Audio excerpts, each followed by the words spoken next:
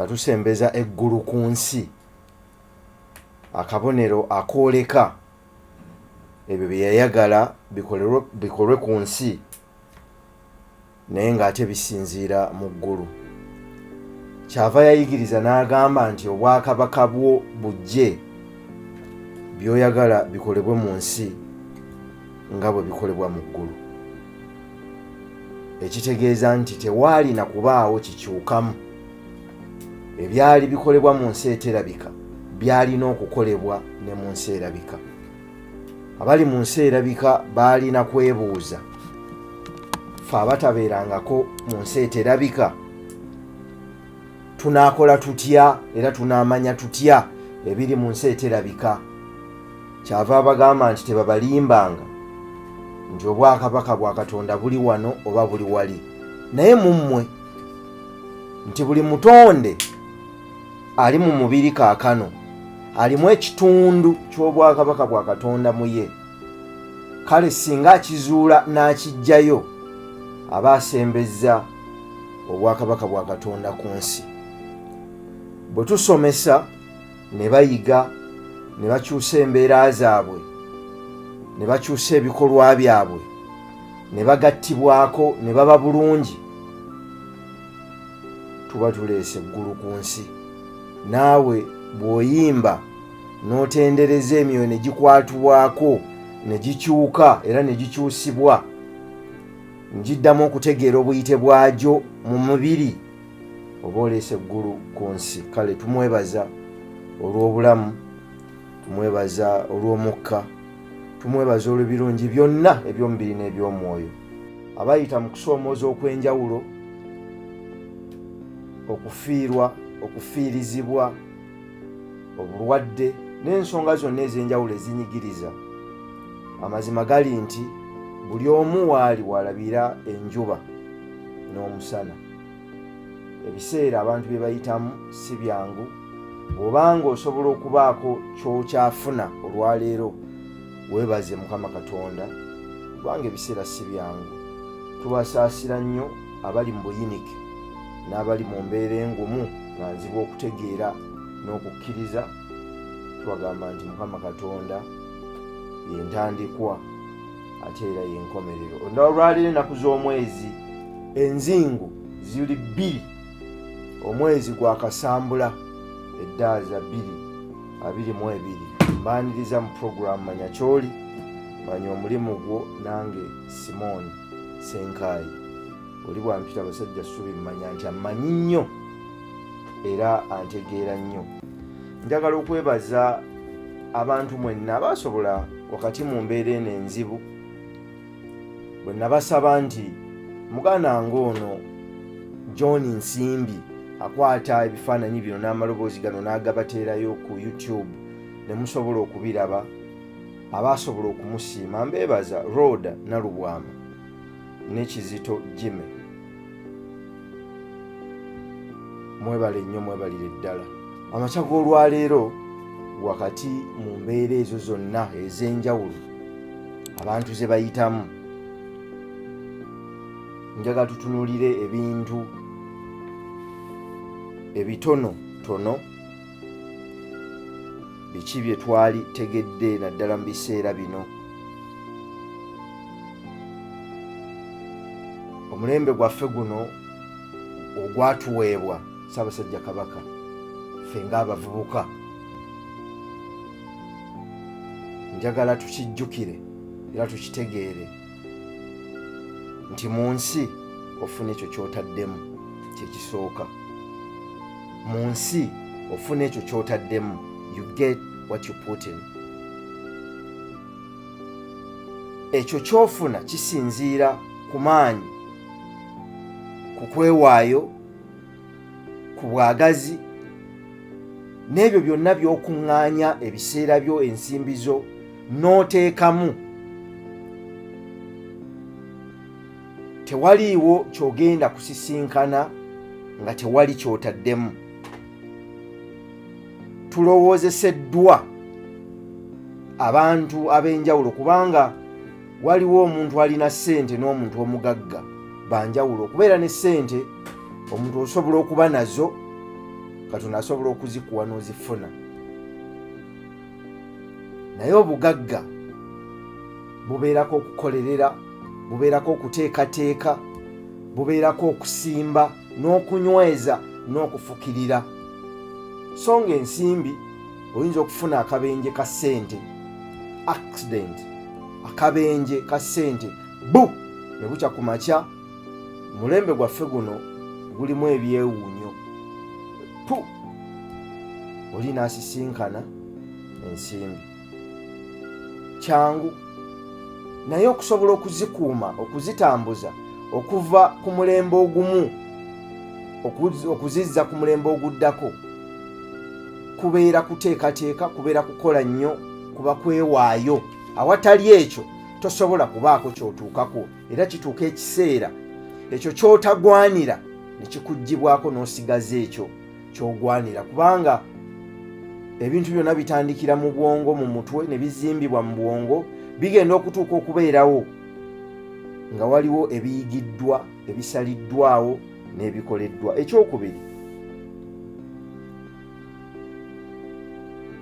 newankubadde nga ntambulira mu kiwonvu ekyekisiikirize eky'olumbe, siritya kabi konna, kubanga ye abaawo.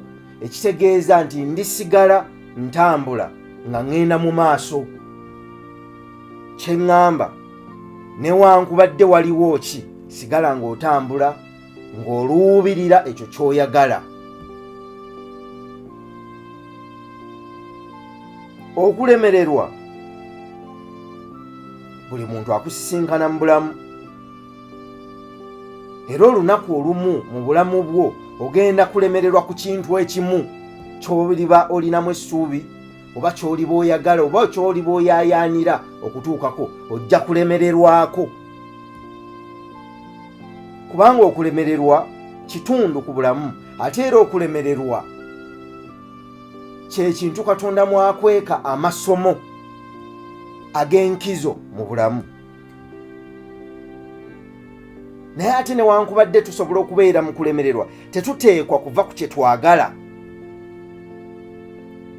kubanga oluvannyuma lw'okulemererwa tuyiga, twebuuza lwaki tulemereddwa wano, lwaki tutuuse mu mbeera eno gye tulimu, lwaki nfaanana nga bwe nfaanana. Oteekwa okutuula wansi ne weebuuza lwaki ofaanana nga bw'ofaanana, lwaki olina okusoomooza okwo kw'oyitamu. Ebyo bye bikubumba okufuna amasomo ge batali kusomesa mu ssomero, oba oli awo n'olumu mukadde wo g'atasobola kukubuulira, kubanga obulamu buli muntu ayita mu bubwe era yatondebwa mu bubwe. Newankubadde bye tusisinkana byasisinkanwako dda, abantu ab'enjawulo bazze babiyitamu, naye ate buli omu abiyitamu mu bubwe.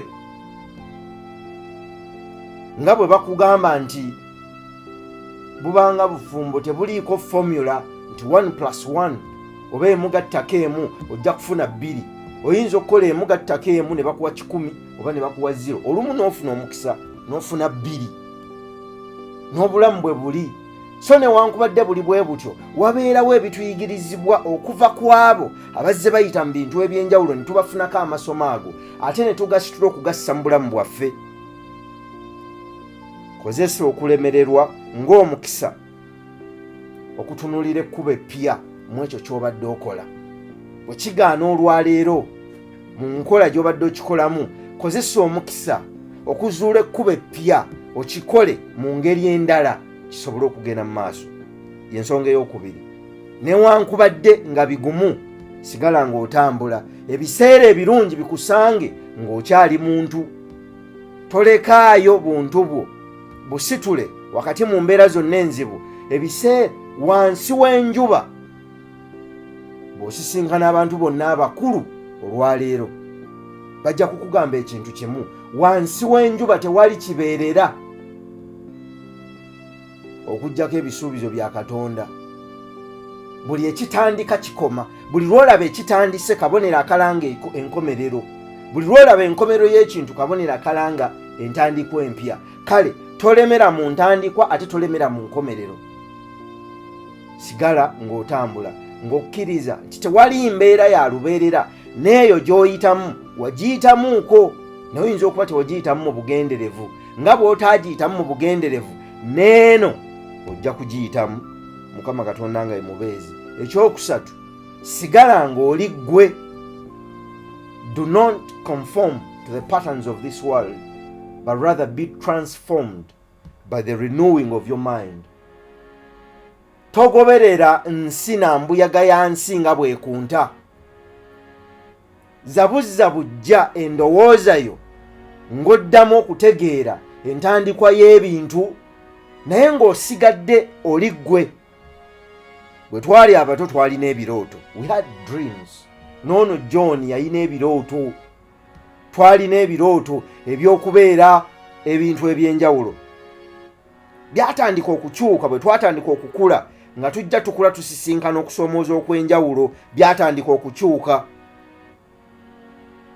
Byava mu buliwo ne bitandika okudda mu bulamu bwaffe, ne tutandika okukkiriza nti oba oli awo bye twalina byali tebisoboka. Naye oli yagamba nti muleke abato bajje gye ndi. Omuto ekyo kyakkiriza kyagoberera. Bw'agamba nti ngenda kukwata ku ssigiri agikwatako emala kumwokya. Bwe tubeera abato tuba tetulina be tutya. Tewali bye tutya nnyo kiri awo. Bwe tubeera abato tukola bye twagadde nga tetuwulirizza oyo atulaba alowooza ki. Bwe tubeera abato tetutuulira bukujjukujju bwaffe, magezi gaffe na kutetenkanya kwaffe. Tusigala tukola bye tulina okukola kubanga tubeera bato. Kale zabujja ebirowoozo byo, naye osigale ng'oli ggwe. Tokkirizanga nsi kukubbako ky'oli. Nti omuntu akula alina ebirowoozo, akula alina by'ayagala. Bw'atandika okukula, ekyalo kwayise, amasomero mwagenze, abamusomesezza, ne bw'akuze n'okusomooza kwasisinkana, kutandika okubumba n'okukyusa ebyo bye yakkiririzaamu nga muto. Ddamu onoonye omuto mu ggwe eyali tawuliriza nnyo bye bamwogeddeko, eyali tatunuulira nnyo bwe bamulowoozaako, eyakolanga ekyo kye yalina okukola kubanga akikkiririzaamu. Kale zabujja endowooza yo ng'oddamu okuzuula entandikwayo n'amateeka agaafuga entandikwayo, ng'ofuna okumanya, okutegeera n'amagezi. Ebiseera bye tulimu bisoomooza. Bw'oba tolina bintu ebyo bisatu, oyinza okuva ku kyogoba, oba gwe kennyini oyinza okwevaako, giving up on yourself. N'osanga omuntu eyali obuvunaanyizibwa anaaba takyanaaba, eyali asala enviri takyazisala, eyali akola ebintu eby'enjawulo nga takyabikola kubanga ye kennyini yeevuddeko, ate n'ava ne ku ebyo by'ayagala. Mu nsi baagambanga nti omuntu asobola okufa ku myaka 2 ne bamuziika ku 9. Wakati wa 2 n'e9 yali akola ki? Yali yeevaako. Mu nsi nga takyalina kyagoba, takyalina kyatunuulira, takyalina kyaluubirira. Tokkiriza nsi kukubbako ekyo ky'oli olw'embeera mw'oyita. Era tosinzira ku mbeera ya kiseera kukola kusalawo kwa nkomeredde. Don't make a permanent decision basing on a temporary situation. Bino byonna bye tulimu bijja kuyita. Ensi buli kintu kyonna kibaawo ne kikyuka. Jo bwabadde bukedde ne buziba, kaakano ne bwe bwazibye ate kati buzzeemu bukedde. Obudde bwe bukya kabonero akalanga ekiro, ate bwe buziba kabonero akalanga emisana. Kaakano bukedde naye waliyo ekiro, kaakano kiro naye waliyo emisana. Ebiseera ebirungi biranga ebiseera ebisoomooza, ebiseera ebisoomooza biranga ebiseera ebirungi. Naye nga bwe nabagamba, akakoko okwalula kalina kwasa ggi. Olina okwasa eggi. Eggi kino ekikukutte ekikwata endowooza yo kyekyo ekiri kungulu. Okusobola okukifubuutukamu obuyinza n'amaanyi bigenda kufubuutuka kuva mu ggwe. Renew your mind. Zabujja endowooza yo. Beera n'obwongo obuggufu. mu biseera bye tulimu okubeera n'endowooza oba n'obwongo obuggufu kintu kikulu nnyo. Lwaki? Ebintu bingi bikyuka. Singa gyali mirembe giri mu studio wano naalibadde nnina omuntu ateeka okutuula mu byuma annyambeko nze nsobole okukola obukozi kyenkola. Ebiro bijja bikyuka nga nalina okusoma nze kennyini ngyeyigirize banjigirize ate njitegeere nemu okutawaanyanga bano ba Brian ne Yasin okujja okugamba ate nteeraayo kano ate nteeraayo kano. Nedda, beera n'obwongo obuggufu ng'oyiga, totya nkyukakyuka. Ebiseera ebisinga byonna bye tutuuseeko singa tewabaddewo nkyukakyuka zitusindiikiriza tetwali bituuseeko. Tubituuseeko kubanga wabaddewo enkyukakyuka ezitusindiikiriza. Ekintu ekisinga obukulu kwe kubeera n'obusobozi obufuga olwaleero lw'olimu n'otokkiriza lwaleero kukufuga kubanga olwaleero lwo lukoma naye ate ggwe okyasobola okutambula n'oyitamu. Fuga embeera mw'oli. Ekyokuna, beera n'ebiruubirirwa ebinene. Ebiruubirirwa ebinene tebikoma ku mulembe gwo. Omusajja ow'omukisa alekera bazzukulu be ebyobusika. Bayibuli bwekyo bwegamba. Kaakati ekitegeeza nti ggwe newankubadde oli mu lwaleero otunuulira n'abo abali kuvaamu Katonda bw'ali bakuwadde ekisa n'omukisa. N'obatunuulira ebikolwa byo biteeka okuba nga tebitunuulidde ggwe wekka wabula nga bitunuulidde n'abo b'otannalabako. Beera n'ebiruubirirwa ebinene. Omuntu eyeegomba okufuna ekyokulya ky'olwaleero kya 3,000 teyenkanankana muntu yeegomba kuzimba zaakeedi kwetooloola kisaawe. Ayagala ekyokulya leero agenda kukola nnyo adde eno n'eno ayinza n'okukola byatasaanidde kukola n'asika akasawo k'omuntu zigenda okwera ssaawa 5 ng'ekirooto kye kiweddeyo. Kitegeeza obutetenkanya n'amagezi n'okukola biba biweddeyo. Mu Lungereza bagamba nti the problem for most of us isn't that our dreams are too far and cannot be reached, but rather too near and easily attainable. Ekizibu kyaffe abasinga obungi si kuba nti ebirooto byaffe biri wala tetusobola kubituukako, naye biri kumpi nnyo nga tubituukako mangu. Twagambye ekyasoose mu nsi ofuna ekyo ky'otaddemu. Ekyokubiri, newankubadde ng'embeera ekaluba etya sigala ng'otambula. Ekyokusatu ntugamba nti sigala ng'oli ggwe. Ekyokuna ne tugamba beera n'obwongo obuggule obuggufu. Ekisembyeyo ne tugamba beera n'ebiruubirirwa ebinene, naye ate tandikiraawo mu butono. Tandikiraawo mu butono. Beera n'ebiruubirirwa ebinene naye ate tandikiraawo mu butono. Think big, lowooza binene naye ate tandika n'ekitono.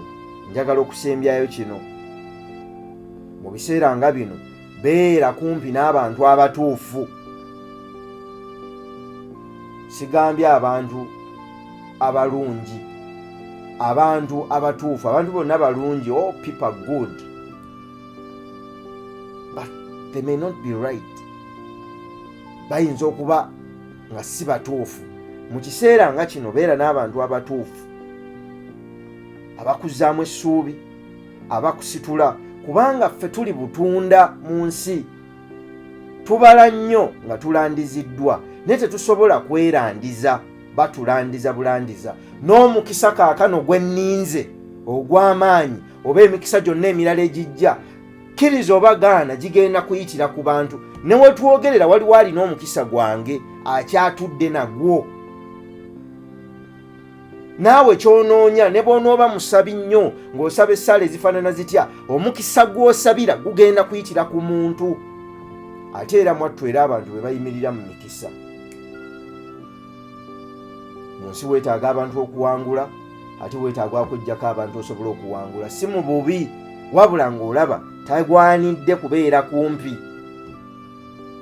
Kubanga obuwanguzi bwaffe mu nsi bwekuusa ku bantu olw'ensonga ebintu byonna bye tutuukako baali bantu. Okujja ku CBS yali muntu, okufuna ekirowoozo ekindeeta yali muntu, bye tukola byonna bantu, ebitabo bye tuwandiika naawe osobola, amaanyi g'obuntu bantu be babitwala, ebintu byonna bye tukola ne byenkola wano kaakano by'abantu.